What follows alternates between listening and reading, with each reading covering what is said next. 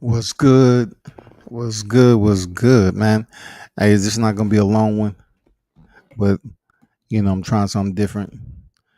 All because I had stuff to do. So this is a later night one right here with some hot topics to get you right before you lay your head on the pillow and go night. You know what I'm saying? But shout out to everyone that's in the building, everyone that's about to get in the building. You see the thumbnail, man. Basically did a collage, and in a nutshell, I'm just gonna wrap this into a nice little present and speak on it. I have to start off though and get him out the way. I have to get Floyd Mayweather out the way. You know, money kicks fell out the money kicks fell out the window. He's supposed to went over there and fought um one of the billionaire's son. I know a little young kid that has money trying to establish his own way in life. Supposedly, he wanted to do it on his own. So he was gonna be the one that fight Floyd Mayweather last time. You know what I'm saying? I think he was 2-0, but the guy has a lot to work on. He's not even serious. He's undersized. All that shit. It didn't work out. Now that shit fall out. Now we hear that Don Moore. All right, his brother called Don Moore. He's gonna fight Floyd. Now, if you look on BoxRec, because I'm petty like this, I let my fingers do the walking sometime. You look on BoxRec, you don't see his age up there. Why? Because Floyd Mayweather didn't want you to know his age. You know what I'm saying?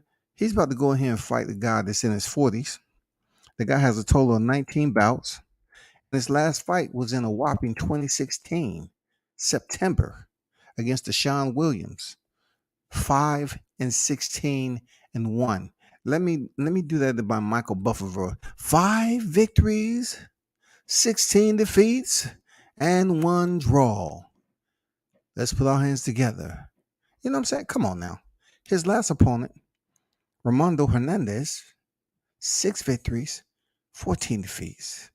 Alfredo Granados, 5 victories, 9 defeats. Anyway, this is what Floyd is fighting in an exhibition match on a helipad in Abu Dhabi. I can only imagine that the scene is going to be absolutely beautiful, euphoric, while they're up there fighting. And also, another fighter is going to be there is Anderson Silva. He's going to be in another exhibition bout on that card. And Badu Jack must be in the good graces of Floyd Mayweather because, based off his two tough losses to Marcus Brown and Jean Vasquez, he inviting Badu Jack back to pick up another check, even though his opponent is TBA. We don't know who his opponent is going to be. But anyway, that's all I have on that for now. But I have to bleed that over into the Mayweather promotions, which caught steam pretty good. You know what I'm saying? That is Javante Tank Davis against Rolando Romero. Man, this fight right here, much better than the first presser that they did. I'm saying much better than the first presser. The reason why I'm saying this is that okay, Javante Davis, we all know in court he just turned down a plea, and that was for a hit and run incident last year. All right, so that attention was given. Then he's coming off this fight with Isaac Cruz, where people believe that he was tested, and like they love to abuse this freaking word on YouTube. They feel that a layer was peeled off, the canopy was snatched off the top of Javante Davis's freaking crown, and they felt that he was exposed a little bit. He was compromised. I love using compromised. He was compromised a bit because Isaac Cruz was able to go the distance with him, even though he was trying his best to land that uppercut, land those power shots, and Cruz had him boxing off the back foot. But now we get to two fighters who know each other. One fighter, pretty much had the amateur pedigree, and the other fighter started boxing at 17 years old, which is Rolando Romero. Um, Javante Davis, when it comes to skills He's on other levels that Rolly Romero could never fathom in his boxing career. I'm talking about technical levels, discipline, boxing discipline levels. You know what I'm saying? Scholar levels. He had never reached that. He had never reached those levels that Gervonta Davis possesses. But what Rolly Romero doesn't possess is what he makes up for with courage, tenaciousness, and he seems to be this type of person that's about that smoke. Like he has a large, or should I say, he has a different set to his temperature when it comes to getting in there and making it an all out dirty brawl. That's what Rolling Romero is all about, dude. To me, to me, Rolling Romero acts like he gives me that impression that he'll be the first one to throw a punch. You know what I'm saying? He gives me that.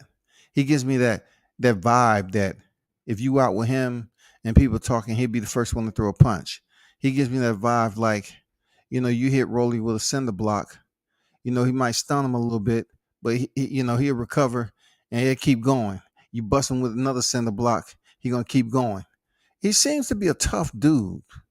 You know what I'm saying? You can tell he has that dog nacious mentality from being around in the doghouse rules. You can tell he's been in that gym, proving himself, how tough he is. One of his good friends is Teofimo Lopez. You know what I'm saying?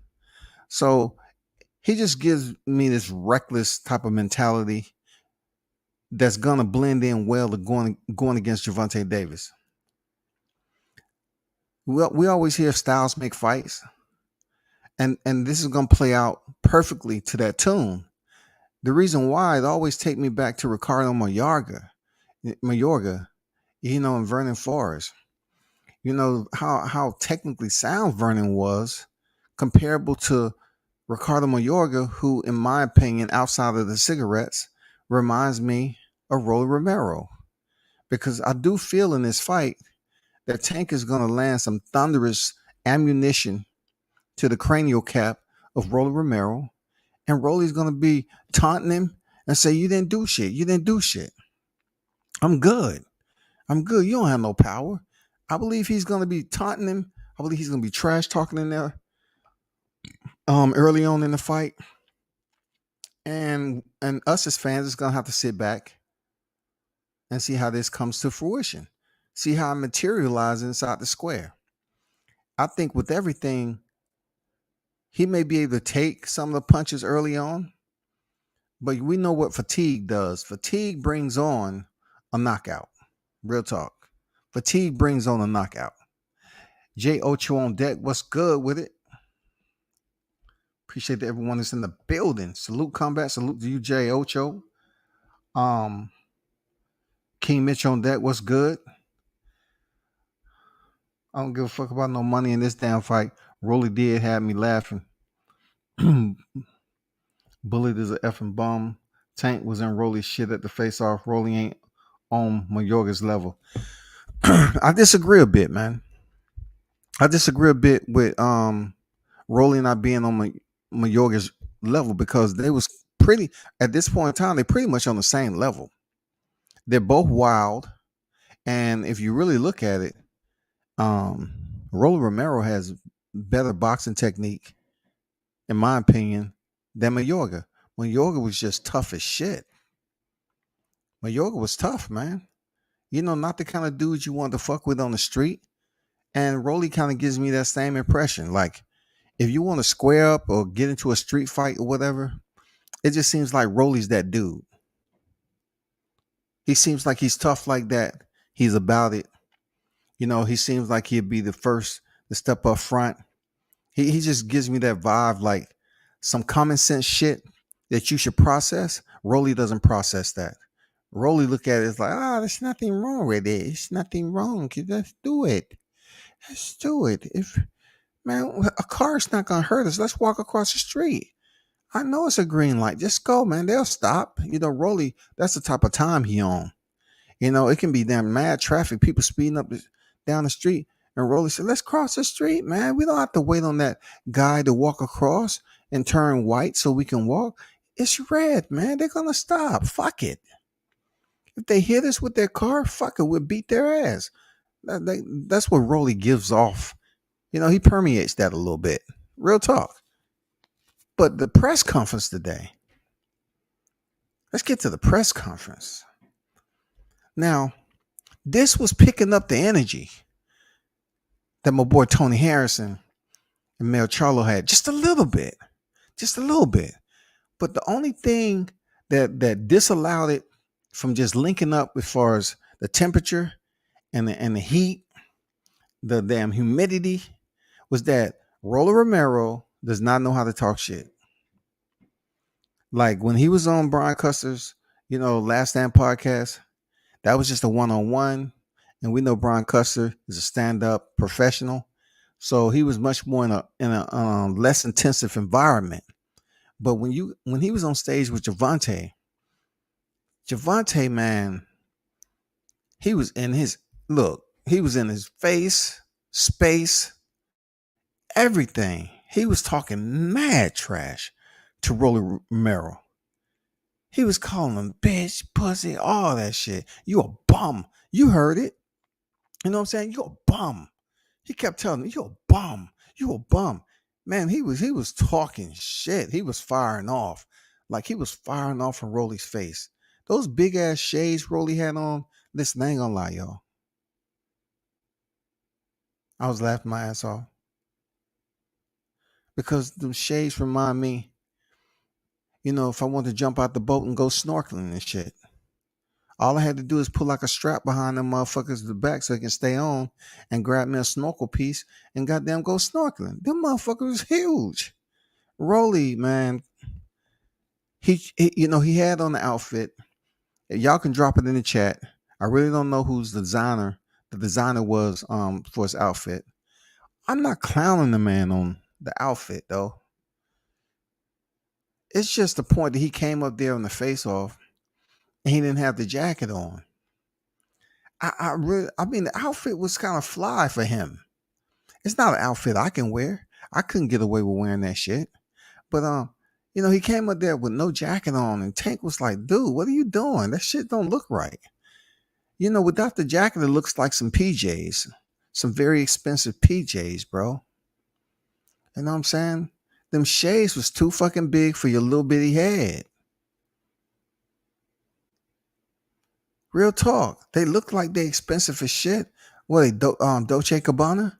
I think that's what they were. They was huge, bro. For your little bitty head. Them shades was motherfucking snorkeling goggles, man. There was gas chamber protection, PPP equipment, personal protective equipment. Them motherfuckers stop around.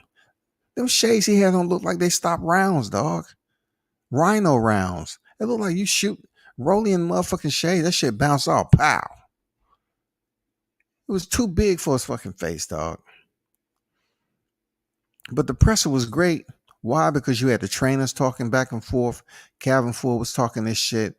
And I think Calvin Ford is a bit more relieved now, knowing that he doesn't have to worry about Floyd Mayweather being ringside and interrupting him or interfering with his instruction in between rounds of his fighter, Gervonta Davis.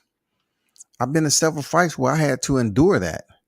Like I said, I know Calvin is frustrated as shit, man. Listen to Floyd Mayweather overtalk him. And if you look at his fight with Mario Barrios, look at him. Calvin knew that Floyd Mayweather was to his right. So he actually tried to, how trainers usually come in there and they're all over the place? Well, Calvin was trying to shield Floyd from talking, and Floyd did it anyway. You know what I'm saying? And Gervonta acted like he was listening. He acted like he was being attentive and respectful, to Floyd, what Floyd was saying. But Calvin Ford, he deserved more, man. That was disrespectful. He deserved more than that. But I think, hearing the tone in Calvin's voice, he knows that Floyd Mayweather is not going to be ringside to be able to overtalk him. He doesn't have to hear his voice. He knows what's going on between Tank and Floyd. And I don't no way, no how digress from supporting Tank Davis. I just hope you get this win without any controversy like that was in Connecticut. We all seen what went down with Connecticut when, you know, Rolly Romero won his interim WBA title when clearly he was defeated by Jackson Mariñez, but he ended up getting the title.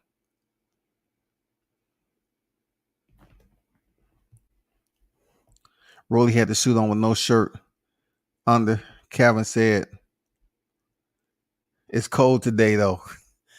And that's what made it so funny with Rolly there, Mitch, is the fact that last time he came out, it was 80 fucking degrees. It was 80, it was about 89, 99 degrees, 89 and 99 degrees and shit. And this motherfucker came out with a chinchilla. And today it's cold as fuck over there where they were. And Tank has on a jacket. Last presser he had on a short sleeve shirt, but today he had on a jacket. And then Rolly comes out there with a suit on with no shirt on. So you have to think to yourself, do they have a second set of attire back there? Because you don't want to get sick going out there in that cold air like that with an open chest. So I think it was just for the presser. I think he was just doing what he do, and that's that. But I like the presser. I like how they was in each other's face, um, the trainers and everything else. Moving on, Lubin and Fundora. Man, Lubin and Fundora, man. This is a big fight. Even though it didn't get that much press play the way it should, I'm glad that it's picking up. Even though it might be 72 hours prior to the fight, I'm glad it's picking up. The reason why I was good to see, I was happy to see Tony Harrison at the presser because, man, shout out to Tony Harrison, man. Look, when I chopped it up with him down here in the A, I'm going to tell you, he's that guy, dude. Tony is not a small dude, man, especially in between fights. He's that dude. He will sit up there and touch and slap the taste out your mouth. He's that dude, man. When I seen him, he came there. Look, he was walking around the motherfucker with a baseball cap turned backwards, to the back. And he was by himself, no bodyguard. He was doing what he doing. And that's when I interviewed and asked him about, his next fight with Charlo. But man, I knew he was gonna put something to work. And that he did. He ended up jumping off stage and going back there and addressing Louise Arias, which I'm not sure why Louise is even in the equation to even be trash talking Tony Harrison. You know what I'm saying? Because I mean, what skin do you have in the game? You had a great opportunity. You had a great showing against Jerry Hurd. I like Louise. I had the opportunity to talk to him when he was down here in the A. But I just don't know what the connection is between him and Tony Harrison. So Harrison jumped off stage and went back there and threw a punch. And they actually showed it, but he was quickly ushered back to his seat, and the press conference went on. Now, did that bring attention to him and Sergio? Yeah, because nobody's talking about that fight. Nobody's talking about Sergio's fight. Is coming up with Tony Harrison. Look, Tony Harrison haven't fought Sebastian Fundora, but Fundora has fought Sergio. So Sergio, in my opinion, looked pretty decent against Sebastian Fundora.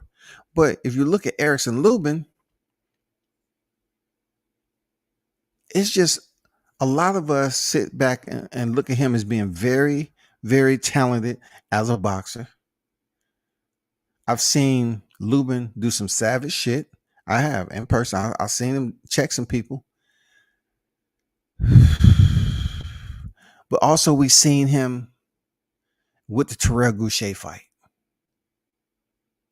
We seen him with the Jason Rosario fight. We definitely seen him with the Charlo fight. And he's had 6 straight wins since that fateful, that brutal knockout that he tried to get up but couldn't do it.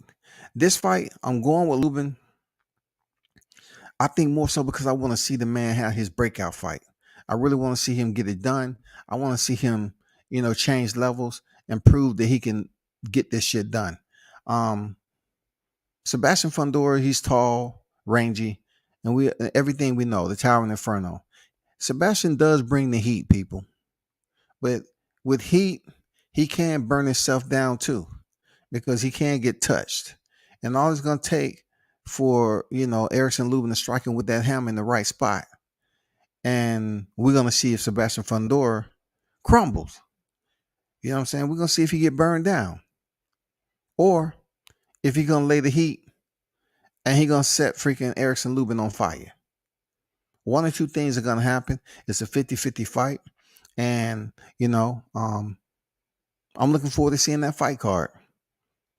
Not so much Tony Harris and Sergio. I mean, I know that's gonna be a good fight because Tony Harrison seemed to be in good spirits.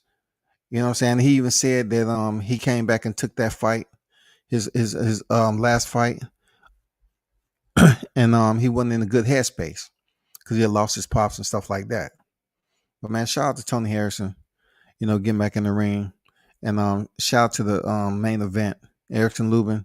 Hopefully, you go in there and get that win against Sebastian Fundora. It's gonna be a tall task, real talk. Physically, hypothetically, theoretically, all that shit.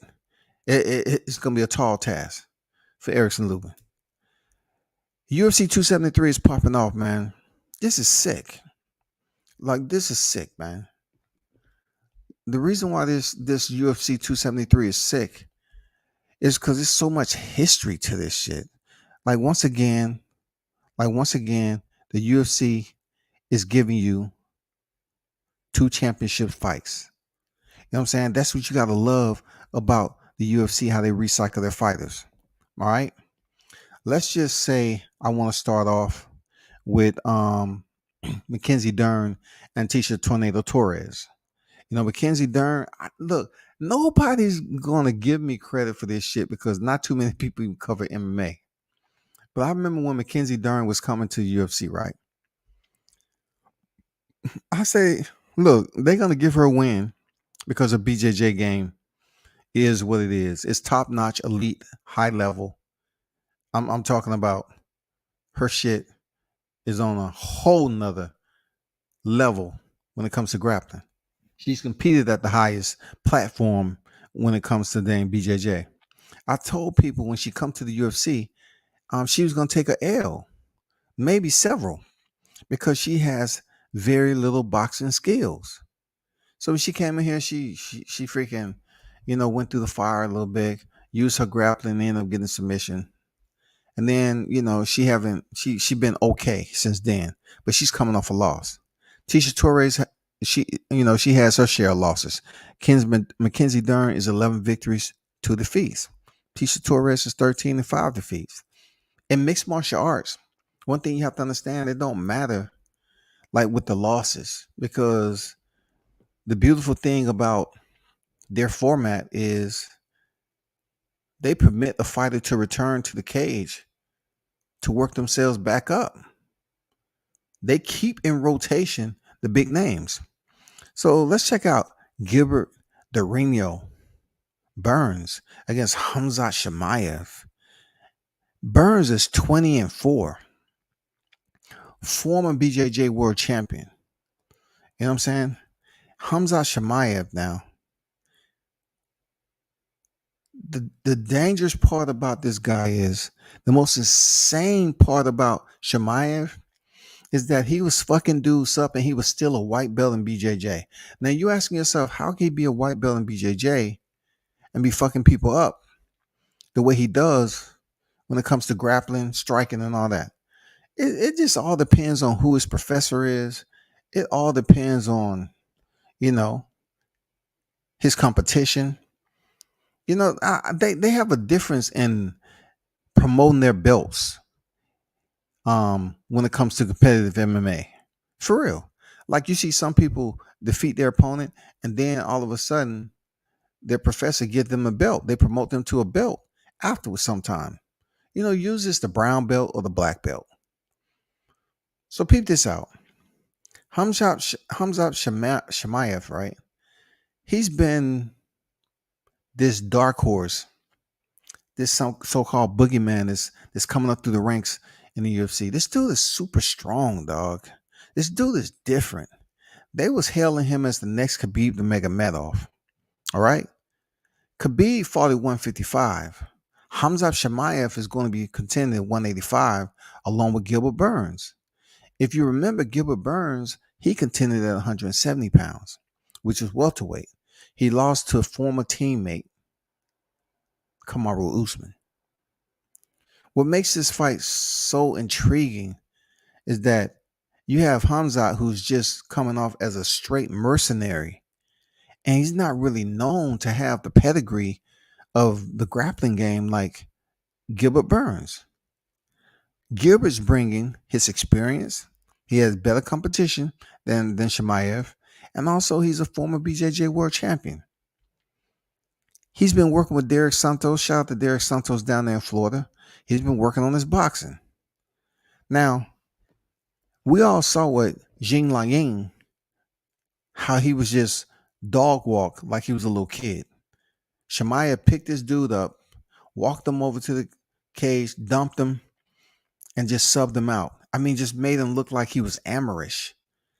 And Jing Lang had the nerve to show up to the damn final presser today and ask questions, knowing what happened to you against Hamza the last time you was in the cage. Dude, if somebody does that, like if I'm competing on your level and somebody washes me like that, I'm gonna pass on the presser because I'm still trying to dry out. This mother drowned me in motherfucking embarrassment, and I'm gonna stay behind closed doors and dry out. I'm gonna watch the shit from afar. This dude was sitting in the audience on the front row. If you thinking about what, no, sit your ass down, dog. You got dog walked by someone that's ranked in the bottom half of the top 15 in Hamza Shamayev. This is going to be an incredible fight. I look forward to it, man. Gilbert Burns, he's going to have to use his boxing and his grappling. But when they was faced off against each other in the hallway, they both has towels. I think they was doing test weights, and cutting or whatever they was doing. Hamza looked big, dog. And I could have sworn this shit was going to 185. But I'm looking at this, they saying it's welterweight. I could have sworn this shit was taking place at 185, but if it's at welterweight, cool. That's a natural weight for Gilbert. The last weight he competed at. Next is Jermaine Sterling. He's 20 victories in with three defeats. He's going in there against Peter Yan, 16 victories, 2 defeats. So peep this out. I've always made mention on how Jermaine is the only champion that's now on the pound for pound list in the UFC in the men's side. They don't have him on there. From the top 15, they don't have Jermaine Sterling on there. Why? Because they feel like he pretty much was pretending. He was faking. You know what I'm saying? When he was on the front end of an illegal knee by Yan, which caused the match to get disqualified. Now, it's totally up to Yan to understand what the rules are, and he absolutely landed an illegal knee. That is fact. So for whoever's creating this list, how can you be mad that they gave Jermaine, Funkmaster, they gave him the belt in accordance to the rules? Because Peter Yan landed illegal knee, and it was a championship bout, and they awarded Jermaine the belt. Now, of course, Jermaine received so much backlash because they say he was faking, he was pretending, he was acting. He acted like he couldn't see. And that's not good when it comes to mixed martial arts. They don't play that little bullshit as elementary shit. They want you to damn get up if you can and keep on fighting. But they're throwing down this weekend. Hey, I'm gonna get a little bit more detail, when it's not so late about this card, probably tomorrow. But Aljamain has incredible all around MMA skills, and so does Peter Yan. Peter Yan has incredible. He doesn't look the part. Shit, dude can bang, dog. That dude is talented. I'm telling you, getting these foreigners, these foreign fighters coming here, they mad skillful, man. They can fight their ass off, man. You know what I'm saying? Hamza Shamayev, dude's sick. Peter Yan, he's gonna go in there and give Aljamain everything he can handle, and Aljamain's gonna give him everything he can handle. You know what I'm saying? I want to make my pick on this fight though. It's a 5 round, 5 minutes fight, co-main event. And Aljamain said the reason why he was feeling the way he was last time was because he didn't eat right. After he, weighed in, he didn't eat right for his body to recover and rehydrate. So that's why he looked the way he did. He looked shitty. Because he did look different than what he did against Corey Sandhagen. He did. He dog walked Corey Sandhagen and subbed him out. Peter Yan, he has everything that it takes, toughness and everything else, to break Jermaine Sterling down again in 5 rounds. A part of me believes that this fight is going to go to the ground, and both fighters are very good on the ground. But a part of me is saying that Yan gets the edge, in my opinion, just because he's a high level skill, tough SOB, man. Yan is tough, man. I got to go with Yan in this co-main event. I think he gets his belt back, man. For real, I think he gets his belt back. For the main event, Alexander Volkanovski, 23 victories, 1 defeat, man. Dude is a beast, fighting at the featherweight division, a former belt that Conor McGregor used to hold. It was the first belt. It was the first belt that Conor McGregor held, was the featherweight belt. That's at 145 pounds. He's going against Chung Sung Jung, the Korean Zombie. This dude has an incredible fan base, man. People love this guy. 17 victories, 6 defeats. What's to be said? Both of these guys been in there with the big names, but guess what? Volkanovski only has 1 loss. And he's been in there with Max Holloway several times and plenty other big names. The only thing I can tell you is that we already know Korean Zombie is tough, but will he be able to take advantage? Will his advantages, his pluses to his skill set, like his grappling, his strength in the clinch, will it be enough for somebody like Volkanovski, in my opinion, who has very underrated boxing? You know what I'm saying? He's a very solid stand-up striker, has pretty decent takedown defense, and he doesn't seem to be scared or intimidated by going to the ground. Korean Zombie has shown to be that guy. That's why they call him Korean Zombie, man. Dude is fucking tough as hell, and he can take some punishment. But if you want to talk about taking punishment, he's in there with the right guy in Volkanovski. I think Volkanovski get the job done, man. His defense, his boxing, just all around MMA skill set, I think will advantage him over Chung Sung Jung, the Korean Zombie. I think so. Even though I like the Korean Zombie and he has a cult-like following in the UFC, I just think that no, he doesn't get it done against Volkanovski. So I got Volkanovski in the main event, retaining his title with only 1 defeat. I have Peter Yan defeating Jermaine Sterling, possibly in a decision. And for the Hamza Shamayev Gilbert Burns, I have to go with Hamza Shamayev right now. He's on a tear. He's a different type of animal. Um, his ferociousness is just on a whole nother level of viciousness. Like this dude is vicious, man. They're talking about this dude is the one who went looking for Conor McGregor when he was disrespecting the Muslim faith. He went by himself to sort of go hunt down Conor McGregor, and he was turned away. You know what I'm saying? He was going to give Conor McGregor the work. And the fight between Tisha Torres and Mackenzie Dern, I truly believe that Mackenzie Dern is definitely going to try to use her BJJ. But damn, Torres, she's shown that she has her wrestling skills. She's been in there with the top names, man. She's been in there with the top names. I just think her boxing is going to give Mackenzie Dern problems. I'm picking Tisha Torres off her striking alone is much more advanced than Mackenzie Dern.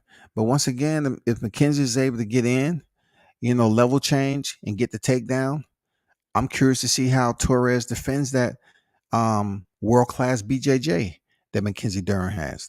That's what it is with me. Even if Lubin wins, I don't think he gets an immediate shot at Mel after he stops. Yeah, because Mel's gonna be on some diva shit, dog. Gilbert Burns gonna really be crying now. Yeah, Gilbert. Damn, Jay Ocho said Gilbert's gonna be crying, bro. I want to think, okay, Jay. I want to think that he was crying because him and Kamaru Usman used to be teammates.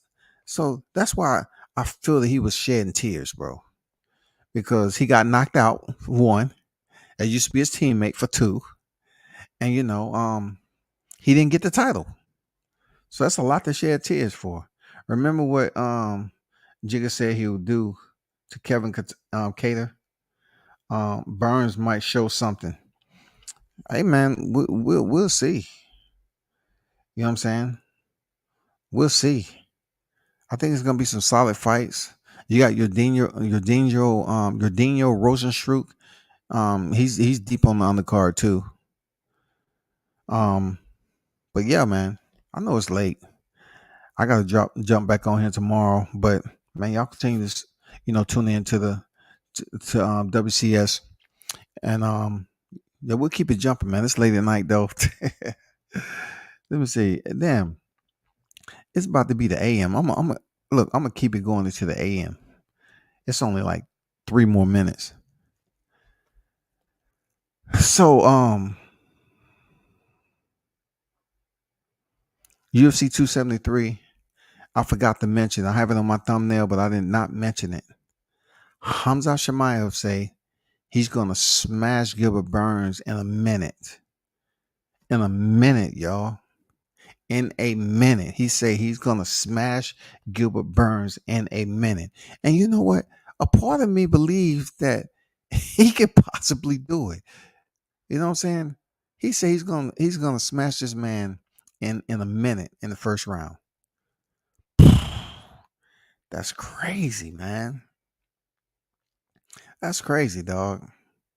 If he goes in there and does that shit to Gilbert Burns, they're gonna have to move him into the top 10. This man is sitting at number 11 right now. If he smashes Burns, he's gonna have to be elevated into the top 10. Wherever that may be, I'm talking about top 10 in the division, not pound for pound. He ain't fought nobody to be on the pound for pound.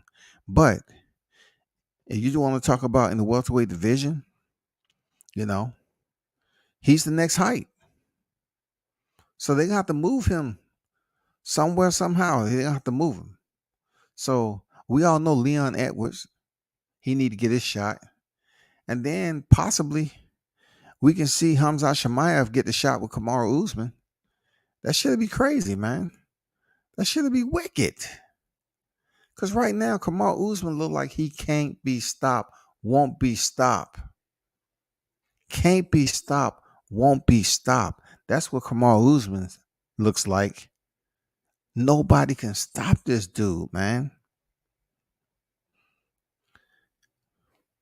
He beat Burns, Usman that. Yeah, I hope so, man. I really hope that he gets his shot. Even though people gonna be tripping, he's in 11. How he can leapfrog everybody? That's how it is all the time. Cause check this out. Let's check this out. I can just drop through that right quick. Peep this out though.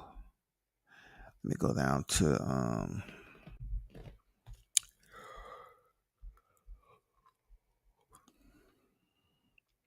so Gilbert Burns sits at number 2 in the welterweight division, right behind Kobe Covington. Kobe Covington just lost to Kamaru Usman, so exclude him. He's had 2 shots. He's done for a minute. Gilbert Burns, he also had his shot, but this is somewhat like a title eliminator, just like Jay just mentioned. He said he defeats Gilbert Burns, who's sitting at number 2, and Hamza Shamayev is at 11. Hamza Shamayev is elevated into the top 5, possibly, if he beats Gilbert Burns. Now, if you're looking at number 3, Leon Edwards, that is one of the only guys who we're waiting to get that shot. You know what I'm saying? Leon Edwards, we're waiting. We don't want to see Jorge Masvidal, because that shit has been out the window, and Jorge Masvidal just was defeated by Kobe Covington. And also, some shit went down behind the scenes where he pieced up Leon Edwards, but the fight never materialized. So we have names like Bilal Muhammad, Stephen Wonderboy Thompson, Jorge Masvidal. Jorge Masvidal has lost to Kamaru Usman, Kobe Covington, and he's still in the top 10, bro. Why? Hamza Shamayev should be in the top 10 already. Li Jingliang, right? He's the one that Shamayev dog walked, and he's sitting 13, and Hamza is 11. I don't get it. But what I do agree with, if he defeats Gilbert Burns, then it's a huge possibility that Shamayev gets his shot. We can see if he's the goods. We can see if he's that guy who has pretty much washed everybody that was in the ranking systems, and he goes up here and give Kamaru Usman his toughest test to date. If he does that shit, man, we're gonna have a new superstar on our hand. We're gonna have a new superstar, dog. Because a lot of people relate to, um, the character of Hamza Shamayev.